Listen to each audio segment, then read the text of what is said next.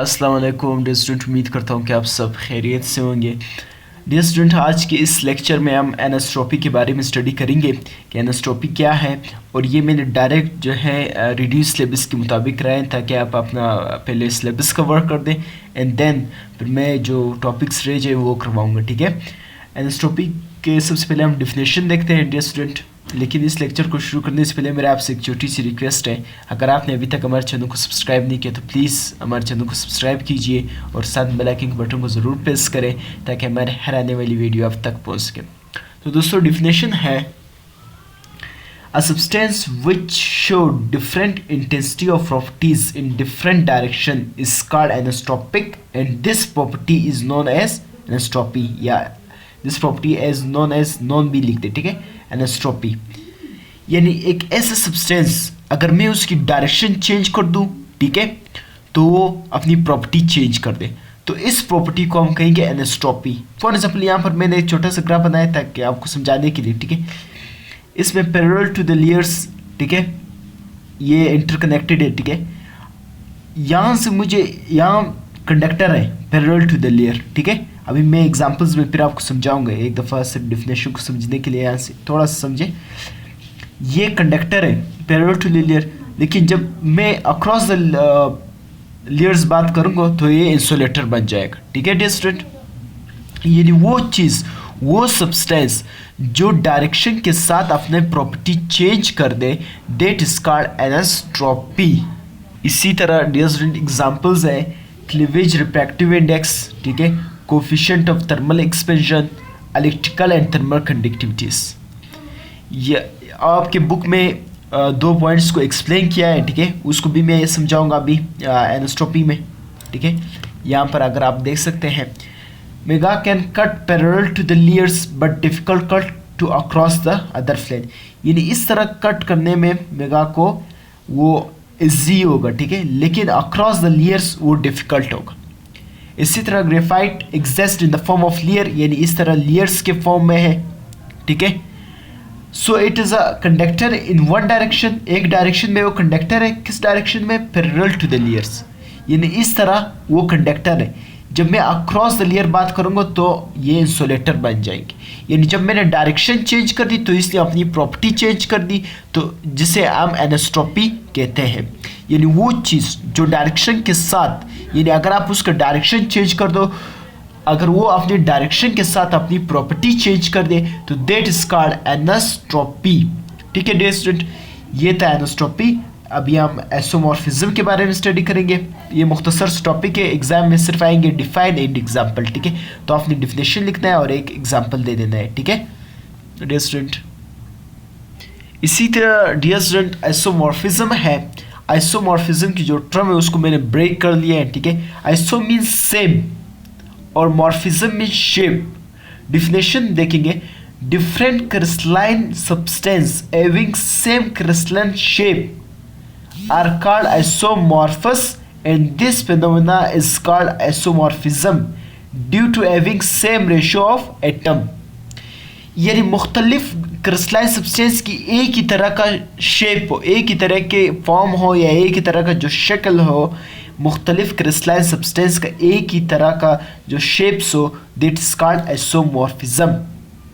ठीक है, यहाँ पर आगे एक लाइन लिखा है, due to having same ratio of atoms, यानी जो एटम्स हैं, यानी जब मुख्तलिफ क्रिस्टलाइन सब्सटेंस उसमें जो एटम की रेशियो है वो सेम होगी। अभी हम यहाँ पर देखेंगे डियर स्टूडेंट। ठीक है, जैसे जिंक सल्फेट, ठीक है, और निकल सल्फेट। ठीक है, इन दोनों का एक ही तरह, ये मुख्तलिफ क्रिस्टलाइन सब्सटेंस है, यानी शेप एक ही तरह है, ऑर्थोरोम्बिक शेप है। ठीक है, और इसमें सेम रेशियो ऑफ एटम्स है, जिंक एक और निकल एक। ठीक है, सल्फर भी एक है। ठीक है, और ऑक्सीजन 4 है, 4 आपके बुक में लिखा है 114, एटॉमिक रेशियो 114। ठीक है, मैं थोड़ा अलग अलग लिखा है, तो ये सेम रेशियो ऑफ एटम्स है और शेप भी सेम है, ऑर्थोरोम्बिक है।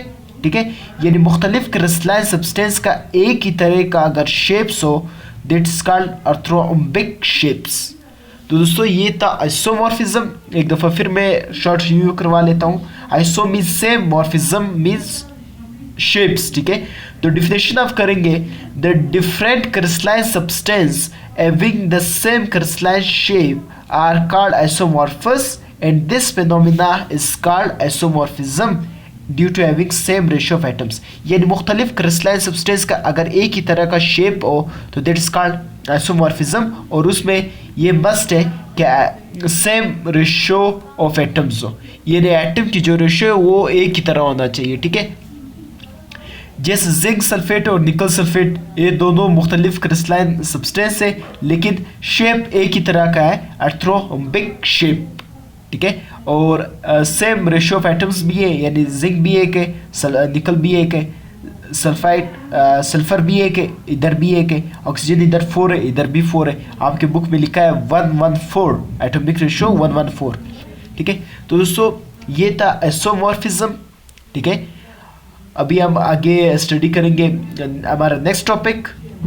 तो अगर यहाँ तक आपको समझ नहीं आया आप मुझे कमेंट सेक्शन में बताएं, इंशाल्लाह आपकी जो भी कंफ्यूजन है मैं दूर करने की कोशिश करूँगा।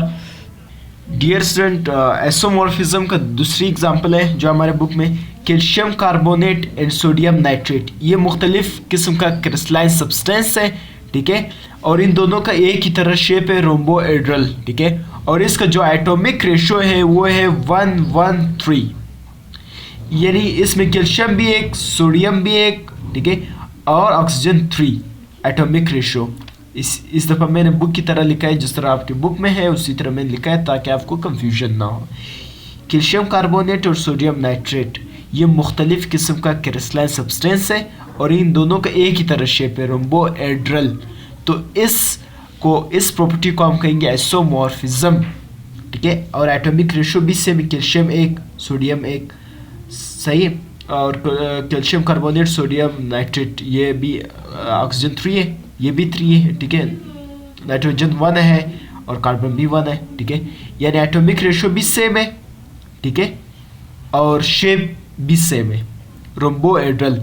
तो इस प्रॉपर्टी को हम कहेंगे आइसोमॉर्फिज्म। इसी तरह आप दूसरा एग्जांपल है सिल्वर सल्फेट, ठीक है, और सोडियम सल्फेट, ठीक है।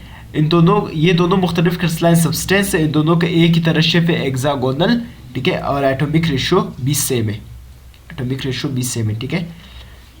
इसी तरह यहाँ पर एटॉमिक रेशियो सिल्वर 2 है, सोडियम भी 2 है, ठीक है। मैंने एक दफ़ा लिखा है क्योंकि बुक में, ठीक है, ताकि आपको कंफ्यूजन है। सल्फर 2 है, ठीक है, और यहाँ पर भी 2, और ऑक्सीजन 4, यहाँ पर भी 4, ठीक है। तो ये इसका एटॉमिक रेशियो भी सेम है और शेप भी सेम है, हेक्सागोनल है और रोम्बोहेड्रल है, ठीक है। यानी मुख्तलिफ क्रिस्टलाइन सब्सटेंस का एक ही तरह का शेप है, ठीक है, रोम्बोहेड्रल और हेक्सागोनल।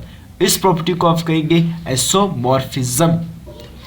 यानी जब दो मुख्तलिफ क्रिस्टलाइन सब्सटेंस का एक ही तरह शेप हो तो उसको आप कहेंगे आइसोमॉर्फिज्म। और पॉलीमॉर्फिज्म मीन्स डियर स्टूडेंट, यानी एक ऐसा सब्सटेंस अगर आप उसकी डायरेक्शन चेंज कर दो तो वो अपनी प्रॉपर्टी चेंज कर लेता है, तो दैट्स कॉल्ड पॉलीमॉर्फिज्म। दोस्तों उम्मीद करता हूँ यहाँ तक आपको समझ आया होगा। इंशाल्लाह अगली हमारी जो लेक्चर होगा उसमें हम पॉलीमॉर्फिज्म के बारे में स्टडी करेंगे, डेफिनेशन, एग्जाम्पल देखेंगे, ठीक है। इसके कुछ एग्जाम्पल्स हैं, जितना हमारा बुक में उतना ही देखेंगे। दोस्तों आप इसकी प्रैक्टिस कर लें, तब आपको ये बेहतर समझ आएगा। आप खुद इसको राइट कर ले, इसकी डिफिनेशन लिखे और पैराग्राफ की फॉर्म में लिखे, ठीक है, तब आपको बेहतर समझ आएगा, ठीक है। दोस्तों एक दफ़ा फिर मैं पीछे से दिखा लेता हूँ, ठीक है, यानी पॉलीमॉर्फिज्म, ठीक है, तब आपको आइसोमॉर्फिज्म वगैरह एक दफ़ा फिर दिखा लेता हूँ ताकि आपको बेहतर समझ आ सके। आप एक दफ़ा नोट कर ले उसको। डियर स्टूडेंट, मैं वीडियो को स्टॉप कर लेता हूँ यहाँ पर कुछ सेकंड के लिए। आप वीडियो को स्टॉप करके यहाँ पर इसको नोट कर ले, इसकी डिफिनेशन, एग्जांपल वगैरह नोट कर ले, इसका नोट्स बनाएं और फिर इसको अच्छी तरीके से याद कर ले ताकि आपको फिर एग्ज़ाम में या जब आप तैयारी कर रहे हो आपके लिए आसानी हो, ठीक है। तो आप डिफिनेशन को भी इसी तरह लिख के नोट कर ले, अपने नोट्स बनाए ताकि आपको एग्ज़ाम में फिर आसानी हो। एग्ज़ाम में फिर बहुत आसानी होती है, सिर्फ अपने नोट्स को बंदा रीड कर लेता है और आसानी से फिर समझ भी आता है, ठीक है। एग्ज़ाम के टाइम में फिर बुक्स वगैरह से देखना और गाइड्स वगैरह से फिर मुश्किलात होती है, ठीक है। तो आप यहाँ से नोट कर लें। ठीक है, अभी मैं नीचे से दिखा लेता हूँ एसोमॉर्फिज्म, ये भी आप नोट कर लें। ठीक है, ये एनास्ट्रोपी की एग्जांपल्स है। ठीक है, ये हो गया डियर स्टूडेंट आइसोमॉर्फिज्म। ठीक है, यहाँ से आप नोट कर लें ये डिफिनेशन आइसोमॉर्फिज्म। ठीक है, और ये एक एग्जांपल, और एग्जांपल डियर स्टूडेंट आप बुक से नोट कर सकते हैं। ठीक है, तो ये था आज का लेक्चर डियर स्टूडेंट। इंशाल्लाह अगले लेक्चर में मैं पॉलीमॉर्फिज्म के बारे में स्टडी करवाऊँगा या स्टडी करेंगे। तो अगली लेक्चर तक अपने उस्ताद वकील अहमद को इजाज़त दीजिए। अल्लाह हाफ़िज़।